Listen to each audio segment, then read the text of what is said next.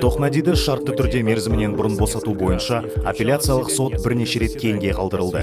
Және оған елдің барлық бұқаралық ақпарат құралдары қатысатын бірнеше отырыстар кіретіні айтылды. Нәтижесінде Қонаев облыстық соты Мұратханға шартты мерзімінен бұрын босату жазасы беруден бас тартады. Оған жақында табылған телефон себеп болыпты. Шын мәнінде бұл факт бойынша заңды тергеуде, бейне дәлелдер де болған жоқ. Соған қарамастан Мұратхан Тоқмәди тағы да шартты түрде мерзімінен бұрын босатылу құқығынан айырылып қана қоймай, қатаң режимдегі түрмеге қамалды. Оның жақсы мінез құлқы ескерілмеді. Бұл оны шартты түрде мерзімінен бұрын босатуға өтініш білдіру мүмкіндігінен кем дегенде 1 жыл мерзімге айырды. Бұл қойылым Алпамыс Тәтішевтің азаматтық талабымен жалғасты. Әкесінің аңшылық кезіндегі қайғылы қазасынан 20 жыл өткен соң, ол Мұратханның отбасынан 100 миллион теңге моральдық шығын талап етті.